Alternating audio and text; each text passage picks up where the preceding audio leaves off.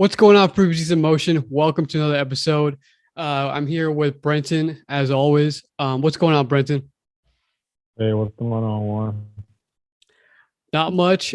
We got a really awesome episode today with an awesome guest, and we're going to start off right away. So this is Dr. Katrina Banks. She is a licensed physical therapist, owner of Neurologic Optimal Wellness Physical Therapy, and we're totally excited to have her on the podcast and to know about her a little bit more and what she practices. How's it going, Katrina? All is well. I mean, but owning a business is quite crazy, but it's rewarding at the same time. So I'm super busy. My brain is always going, but it's all good. Awesome. I guess we'll start. We'll hit it off. Getting to know Katrina about her practice. So right off the bat, it's a neurological.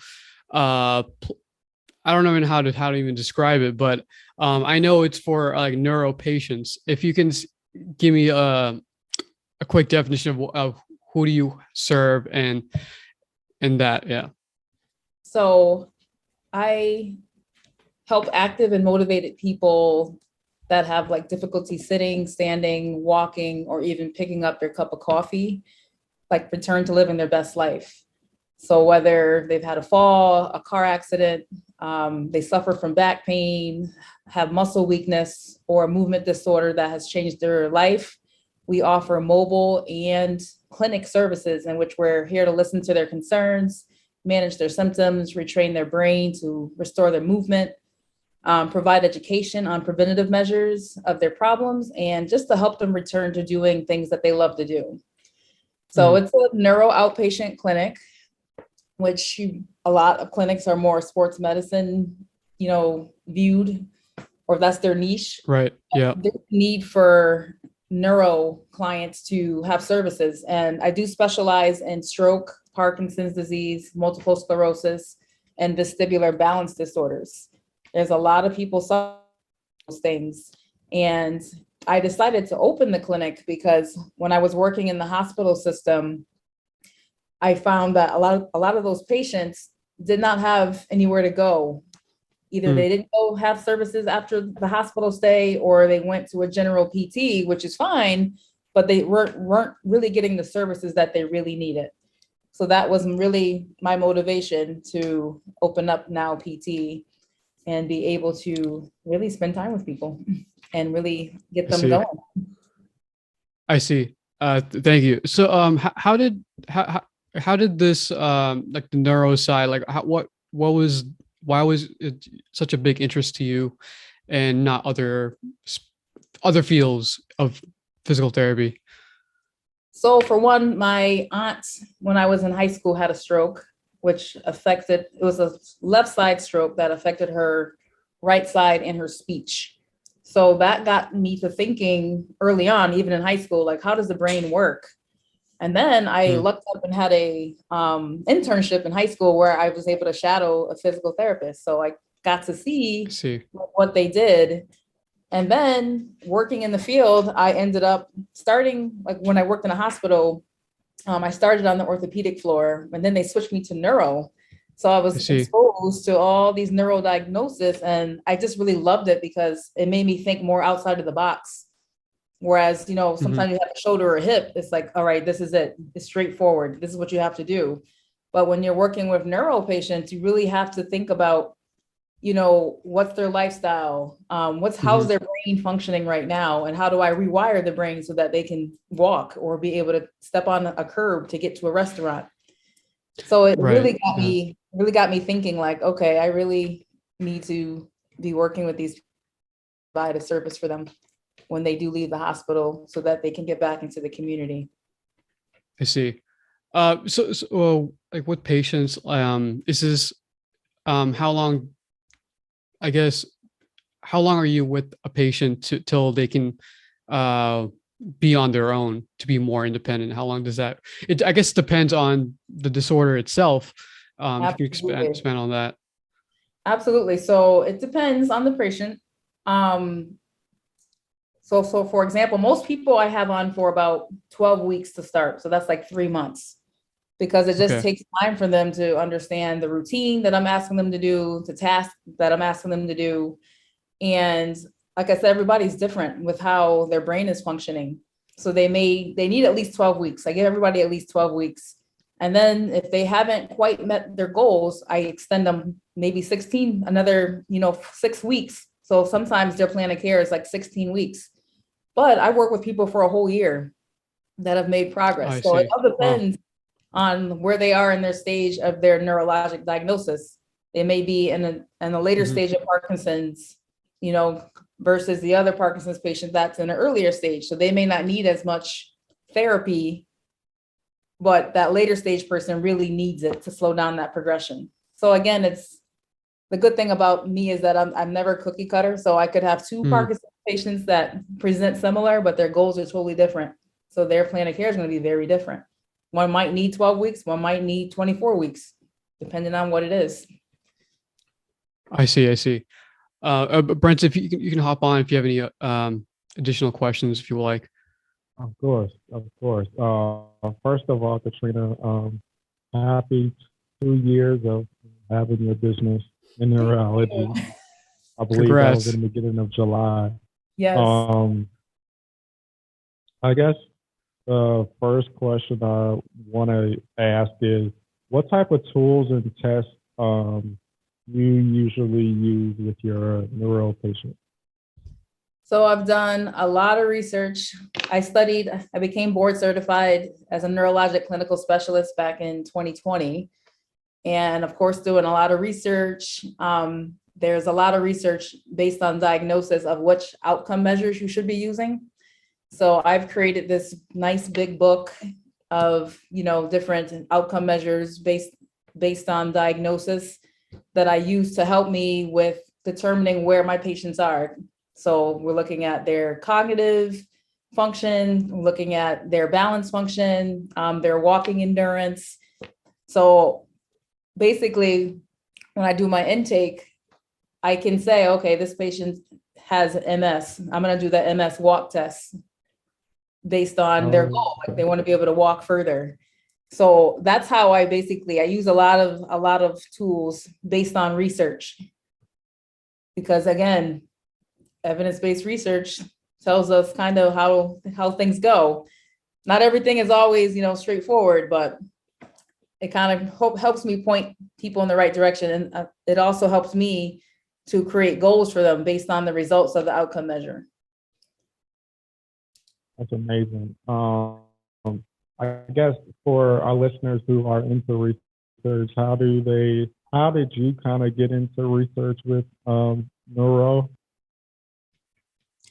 Basically, I got thrown into it once I decided to become a neuro certified specialist. Just Yeah. reading articles, and I get them almost every day. There's something new that comes out. So it's really good to read the research because sometimes they do case studies on certain patients. Like I got one for freezing of gait for Parkinson's. That's really hard to treat. But they have these like new pads that you can put on, a person's leg and it helps stimulate it gives them an external cue for them to be able to walk. So it was like, oh, this is really neat. I think I need to purchase this for my clinic. So there's always something new to come out. But just reading the research articles is very key to helping me stay on top of, what's going on right now currently, and also apply it to my patients.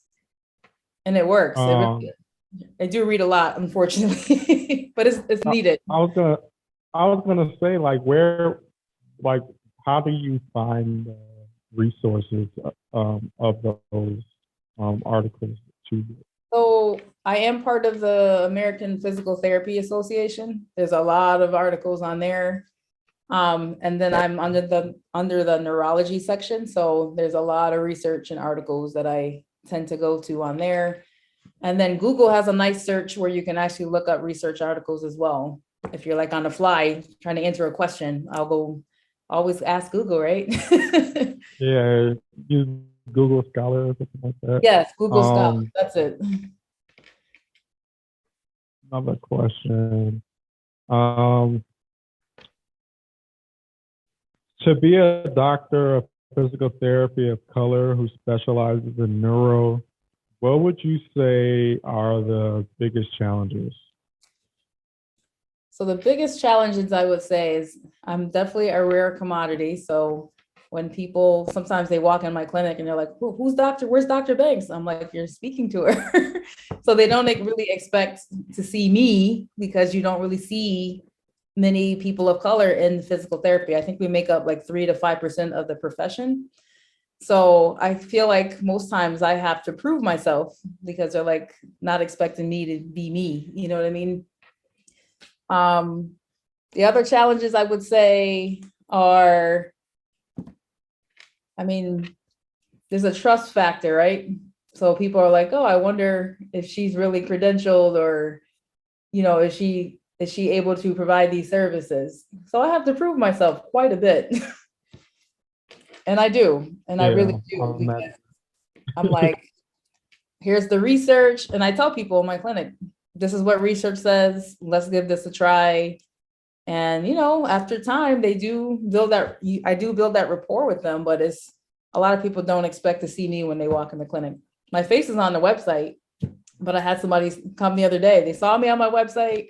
They came in my clinic and they were like, where's Dr. Banks? I'm like, you're speaking to her. Hello. So it can be difficult at times. It can be frustrating, but it's like, I worked hard to get here. So I'm not gonna, put my license in jeopardy, and I'm not gonna lead you in the wrong path. But yeah, it gets frustrating at times. That's one of the biggest things, is that there's not enough of us of color in the field. The other thing is, people always think my clinic is affiliated with the hospital system. And I'm like, no, no, no, no. This clinic I have built from the ground up. Like, this is not hospital system. There's no influence from the hospital system. Like, I've really done the work, done the research, created my own protocols to make this happen. So I'm always correcting people, because they always think that I'm part of the hospital system. And I'm like, no, this is a private practice. So when ahead. you say part of the hospital system, Mhm. you mean like have a resource of patients coming from the hospital, or So like, basically saying that the hospital owns the clinic. So it's oh, part okay. of the hospital system. Oh, wow. Yeah. So I'm Oh, like, wow. no, I get that quite a bit. I'm like, no, this is a private practice that I built up. I'm building up from Oh, the ground. wow. This is not part of any hospital system. Yeah, I get that quite a bit. I have to correct people on that quite a bit. They're like, oh, That's you're a physical amazing. therapist? Yes, I'm a physical therapist. I'm rare. I'm a rare commodity. You don't see many women of color in physical therapy that own a business. There's very few of us, and we need more of that. Yeah, yeah, definitely. And you're trailblazing a whole path for, the youth to be able to see and learn and be able to seek out their dreams. That's amazing.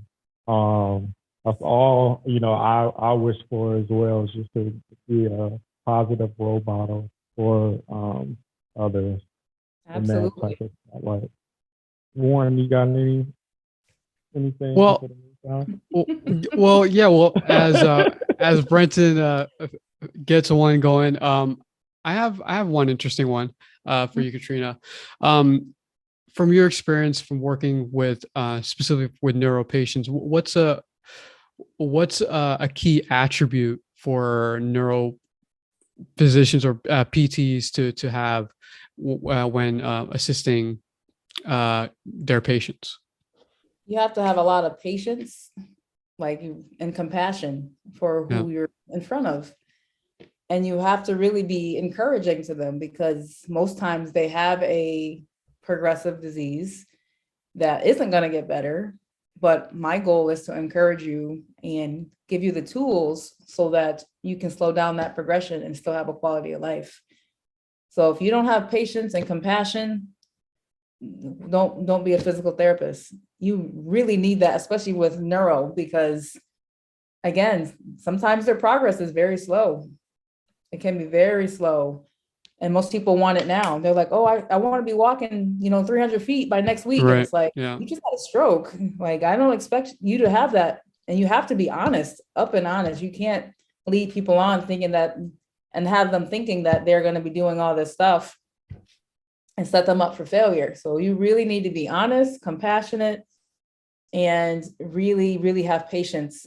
If you don't have those, there's no point in being a PT in general. But Yeah, that especially makes sense. oral patients. Yeah, that makes sense. Makes sense. Um, I guess just to make it more of a conversation, for me, PT started with, and I think a lot of people resonate with this. It's sometimes it's within their own injury that Mhm. they get physical therapy. Um, I'm kind of in this weird weird phase where right now as I prepare for, I don't know, maybe for grad school for next year. Uh, Mhm. right now, I'm kind of like, it's still related to, I guess, as for physical therapy. I'm right now. I just turned as a licensed physical. I mean, as a personal trainer, Okay. and so it's I'm trying to combine this whole the physical therapy aspect and personal training, but Mhm. it's and my passion is where it started as someone who's been injured in sports Mhm. and with an ACL tear. So I'm just really I want to help uh, patients who've been injured Mhm. from whether it's tennis or basketball. Um, I don't know where I'm really going with this, but this is what I just want to share you what I'm kind of really passionate about. I feel Mhm. like a lot of people are they go in that route, or they're more experienced with that side Mhm. and not much of the neuro part. And Right. so what needs to happen to have more people more engaged in like the neuro aspect of I guess the just the neuro aspects of like orthopedics or sports Mhm. therapists, things like that. I think it's just there needs to be more education. So for one, a lot of people don't even understand what physical therapy is. They think, oh, I had a car accident, I should go to PT. But any other time, they're in pain all year, but they don't go see the PT. Or, what's I going to say? Or they think it's massage therapy. And it's like, there's so much more to this profession than massage therapy. I'm not knocking massage therapy, but I think there's Mhm. a lack of education on the public on about what is physical therapy. So there needs to be more education on what we do, because we do more than just, helping injured people. We educate on, health. We need Mhm. to be more reactive, right? In order Yeah. to keep people from being injured. So I preach this quite a bit, even though I'm specialized in neuro. I'm talking to my patients about the diabetes. What's their meal plan like? Or how are they Mm. sleeping? Like, those are areas that nobody really talks about, and that affects your neural health. You know what I mean? If you're not sleeping well, then Yeah. your brain's not functioning at 100%. You know what I mean? Yeah. So there Right. needs to be more education, and I'm actually working on that. I know I'm not a big video person, but I'm like, I really need to get myself out here and talk about reactive health. Like, next month is National Wellness Month. So I'm going to be on the social media talking about all types of topics and, showing exercise videos on what I do. And yeah, it needs to be Yeah. known, because I talk to so many people and they're like, I've never heard this. I didn't Yeah. know, my diabetes could cause me not to feel my feet. Like, people don't know that stuff. Then Yeah. that affects your Oh balance. yeah. And you have a fall. Like, it trickles down. So there needs to be a more education on, Yeah. what is physical therapy. And as far as neuro, I mean, you have to be interested in that particular niche. So if you're not interested in that and you're more orthopedic, that's okay. But at least be able to understand what it is so that I can, we can refer each other clients. If I got somebody that's just a shoulder, I can treat that, but maybe my ortho, PT colleague might enjoy that better than me seeing somebody with MS. You know what I mean? So we need to be educated on what we all do and educate and also educate the public as well, because they don't know what we do. They have no idea. And that's a big challenge. So going back to like just the experience at the clinic, and patients would say that they never heard about physical therapy, and now that they have received it and have seen the benefits of it, like if they have to go back into the clinic for something, they don't stall at all for it. They know exactly where to go and who to see. That's just amazing, because it's so many things out here, so many different professions in the medical field that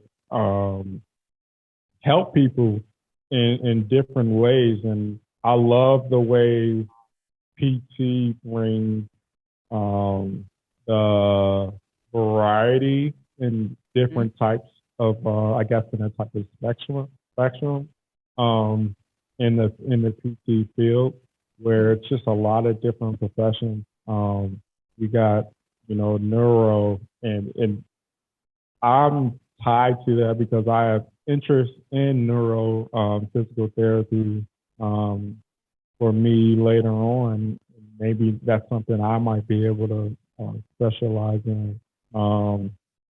Taking a neuro class of physiology, neurophysiology of movement class right now. And of course, it's accelerated, but it's interesting to see how the brain works, how it sends signals throughout the body, through the spinal cord and stuff like that. So, like, it's interesting to learn, but I guess what I get so scared about in going into neuro PT is kind of understand, because the brain is such a big part, and I understand, yes, we have to learn neuro while we're in PT school, but it's like the universe. It's like the solar system to me, like, and learning that stuff and being able to, I guess, apply that to other people's injuries is interesting. And then going, like you said, looking at research to kind of quantify and lead you in the right direction, I guess, is the optimal way to go. And go ahead. I said, don't be afraid, because you're not going to learn everything in PT school. Like, I've learned so much more outside of PT school. Like, I got my own certifications in stroke rehab specialist. I'm a Parkinson's wellness recovery therapist. I also do LSVT big Parkinson's. So you'll learn more in the areas that you're interested in once you figure out what you want to do. Like, don't let that scare you off. Yeah, it's going to be tough because neuro is not easy, but you're not going to learn everything. They're going to teach you the basics in PT school. Like, basically, how does the brain work? What do the different parts of the brain do? That's the stuff you want to know first. And then you'll put it all together as you learn more.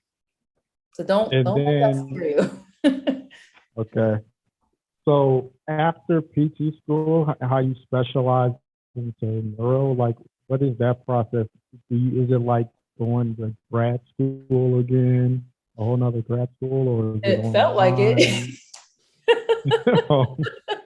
It felt like it, but it was my own desire to, like, get certifications, because I worked with a lot of strokes, and I found myself working with a lot of Parkinson's patients.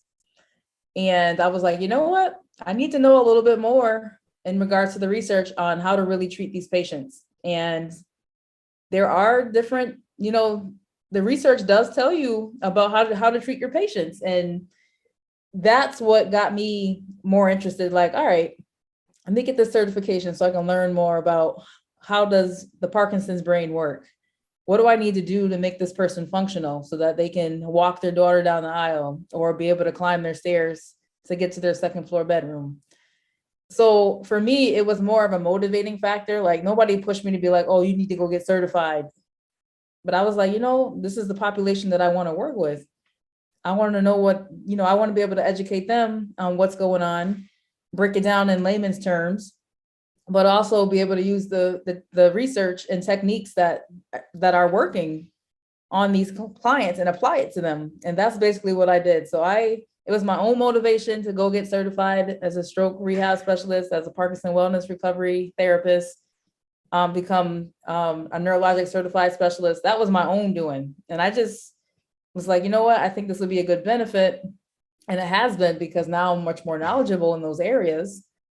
And, you have to do it for you. You know what I mean? Don't let anybody push you to be like, oh, you need to go get certified. If that's not your area, don't do it. But it did feel like I was back in school though.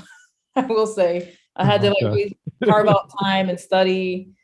It was a lot, but I found some really cool Facebook colleagues that were doing the same thing. So now I have these new colleagues and we're talking about our patients and bouncing off ideas on, what we do and what we should do or what we shouldn't do. So you'll meet new people that are also interested in what you're doing as well. Like for the neuro certified specialist test, I met 4 other ladies that were studying for it. So we decided to come together and create a study group. And that's what we did. I still talk to them every day. Almost, I talk to them pretty frequently. Sometimes we have a patient that we're stumped on. We're like, okay, well, what would you do? You know what I mean?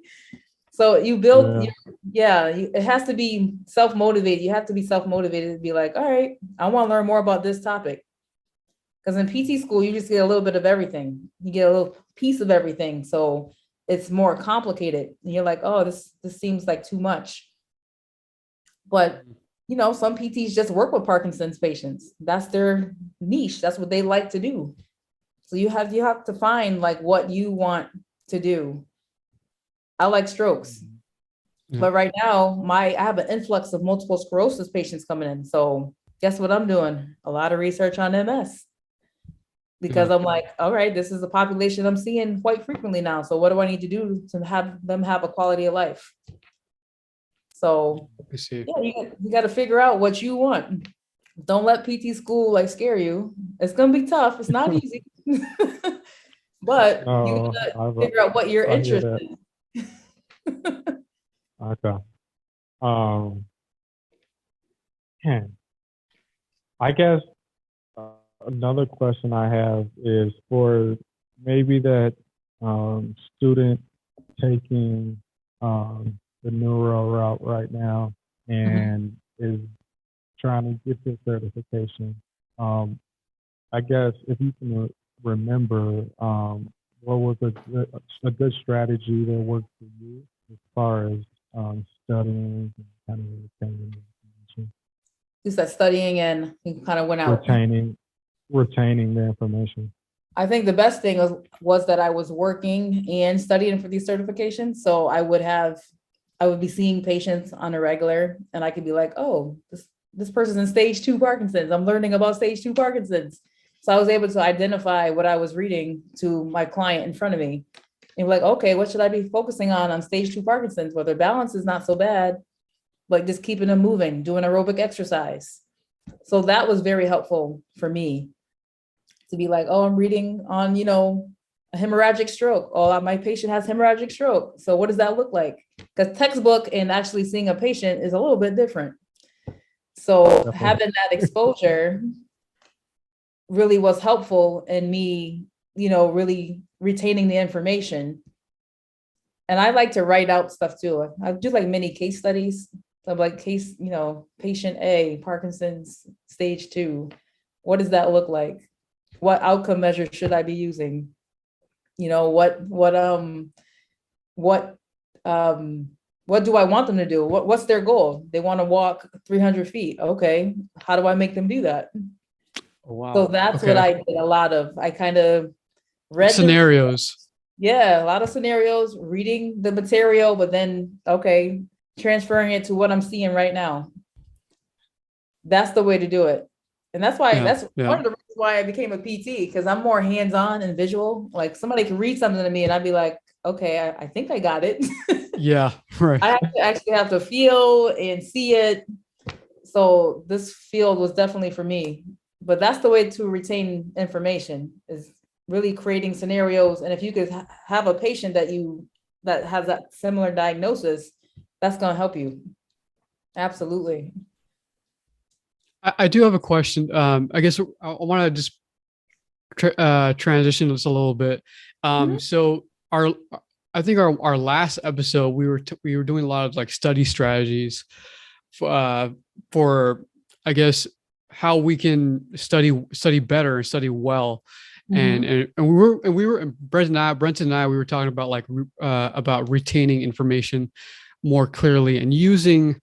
And I love what Katrina said here. There's different ways, right? Either visually seeing or feeling, touching, all that stuff. It's definitely such a big thing when you're in PT school and even out of PT school, Absolutely. right? So when you were in PT school, were these study strategies clear to you, or were you still learning like along the way to figure out like what works best for you? So I knew from the beginning that I was more of a visual learner. I So, see. and hands-on. So I knew from the beginning that that was just the way I learned. Even when I was in elementary school, I was like, yeah, I read this textbook. I don't know what this means. Like, you know what I mean? Yeah, yeah, yeah, From the beginning, I knew that I was more of a visual learner and I needed to actually do the task so that I understood it better. yeah. And then it Right. became more apparent when I was, and you'll find that in PT school, because you'll be assigned to a group of people, a group of your classmates. So you're going to either work on a case study or you're going to have to Mhm. do a practicum, and you guys are going to have to think about how does this work. So you're going to be practicing a lot on each other, which I Yeah, learned quite a bit. yeah, So yeah. that's the beauty of Can't that. wait for Huh? that. But I can't wait for that. I can Yes, and I can't. you'll be fine. Yeah, I feel like I'm the same way.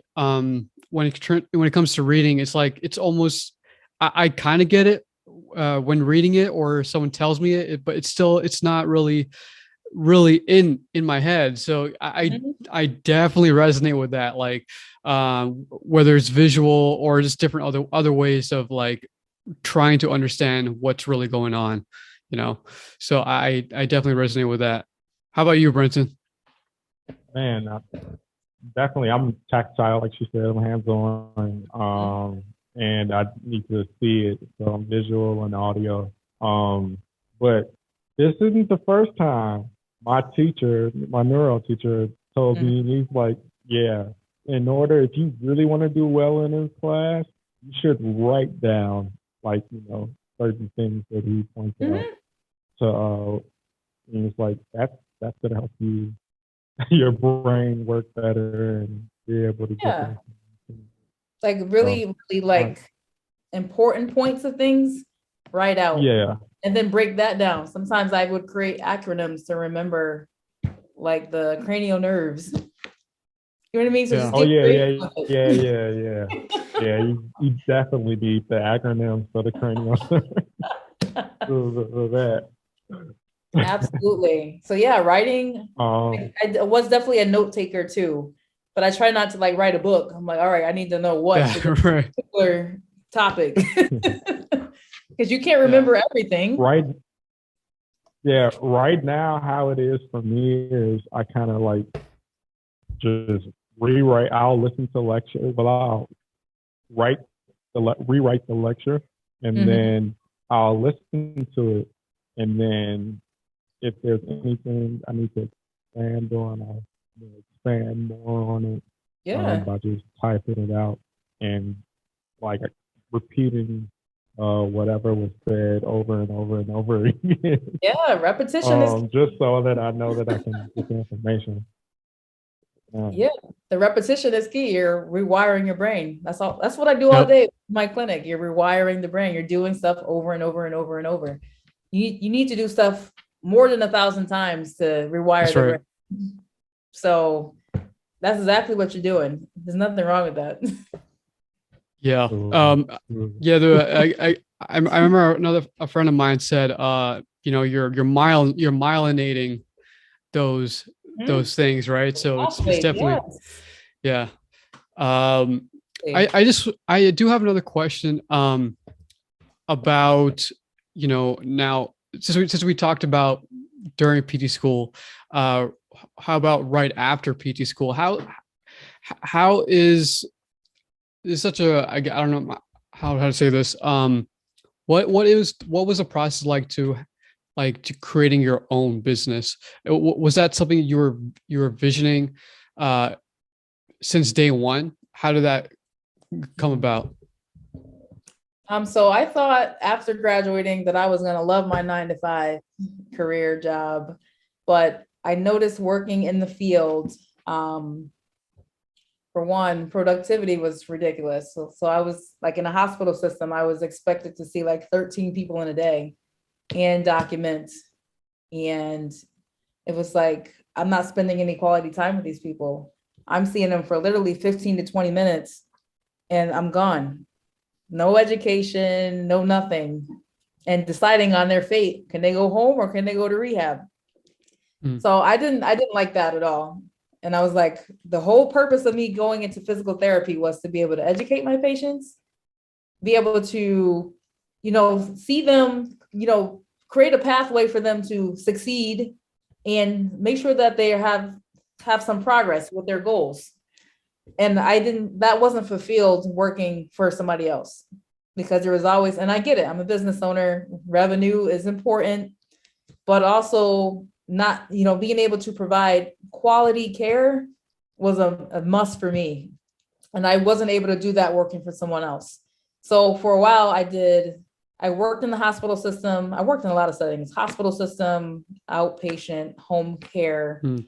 And then I decided to do travel because I was like, you know what, staying past 6 o'clock at night to get people done, patients seen, this is not working for me. So I wanted to see what was happening across the country.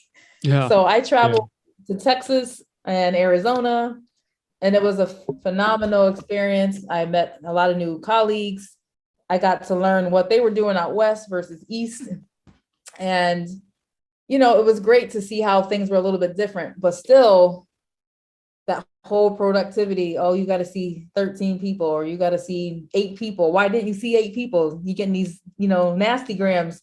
Well, you didn't make productivity today. It's like, but these people are human. So they either sick, they weren't available, or they refuse. Like I can't make someone want to come down to PT if they're not feeling well. So I got tired of that. So 2015, I was in Texas and I was following Greg Todd. So I was just like, oh, he's actually helping PTs become entrepreneurs. So I kind of watched him for like a year, more than a year, like 2 or 3 years. And I was like, you know what? He had a conference coming up. I think it was called Success PT. I can't remember. Healthcare. I think Smart it's healthcare Success now. PT. Yeah, Smart Success PT. And he did he had a big conference coming up. So I jumped on the opportunity. I think I met Javier Carlin and I talked to him over the phone and he was like, you should come down. So I jumped on the airplane and I went to the conference and it was just amazing to see so many PTs, wanting to be entrepreneurs or already being entrepreneurs. And I'm like, if they can do it, I know I can do it. So that was in 2019. 2019. So I started my business plan in 2019 and I created Now PT effectively in January of 2020. So that was my motivation. Once I found out that I was like, I can really work for myself and be able to set my own protocols and my own schedule. And be able to see people with quality. Like this is for me. So that was the turning point for me. Like Yeah.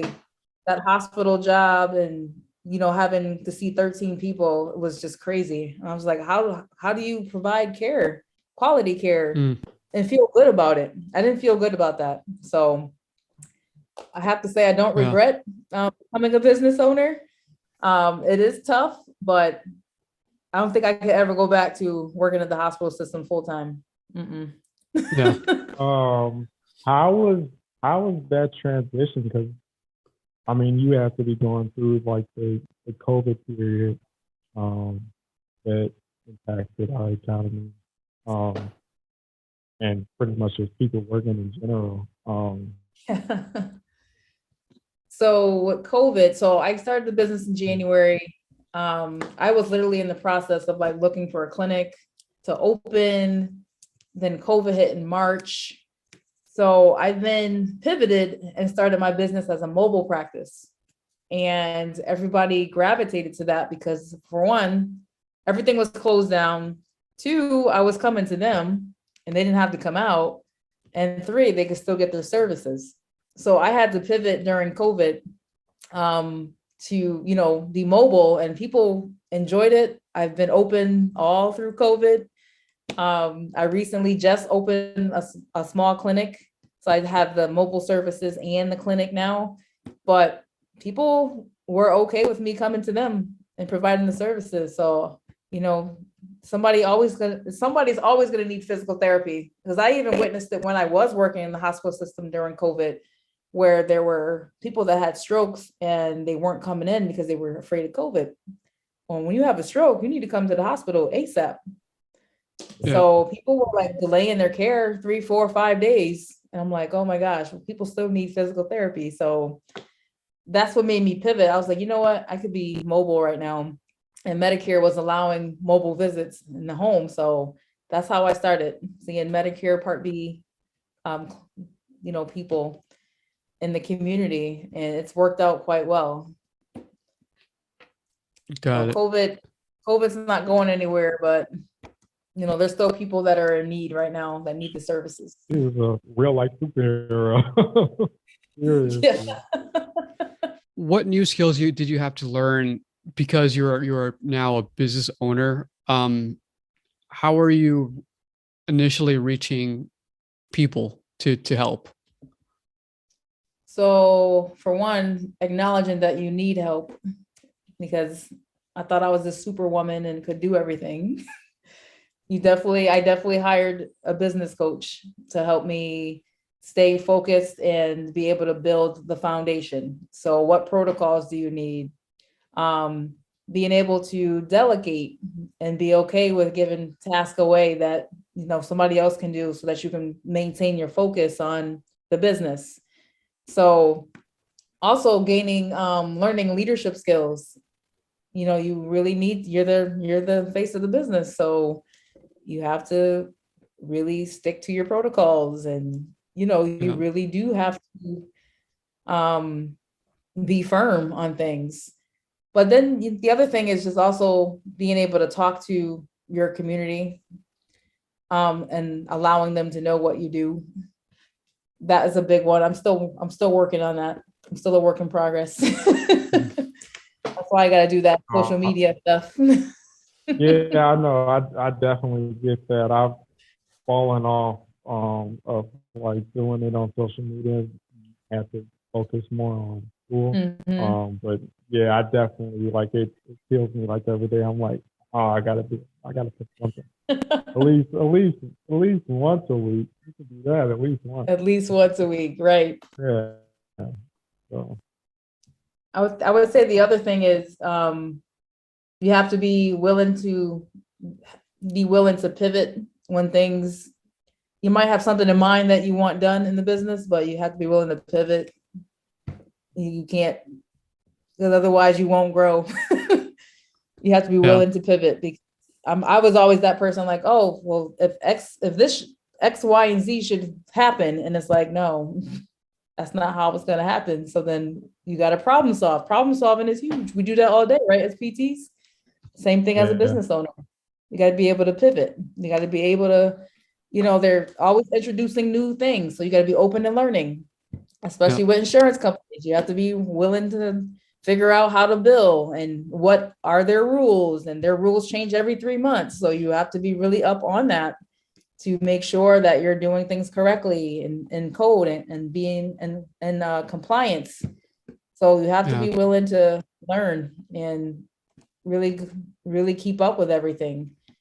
And that's challenging. I know I'm a PT, not a insurance biller, but I need to know all these codes. So I made myself learn all these codes and what modifiers go with what. It's a lot. When I first started the business, I was the PT. I was doing all the documentation. I was answering the phones. I created all the protocols. I was doing everything. So it's a lot, but it's worth it. So that point is important. And being open and willing to learn, because if you don't, you're gonna get left behind. Yeah. Wow. Well, that's all the questions I have. Brent, go ahead, Brenton. Oh, well, no, that's all the questions I have as well. I enjoyed coming on the podcast and really sharing insight with other students and our other listeners on this podcast. Thank you. Thank you for having me. I know this was a long time coming, but this is an amazing opportunity. So I really appreciate that. We'll end it off right here. Hope you all enjoy this episode, and we're always grateful to have someone have a really awesome guest to have a great conversation and keep us sane in this crazy journey as pre-physical therapy students. And we'll catch you all next time. Take care.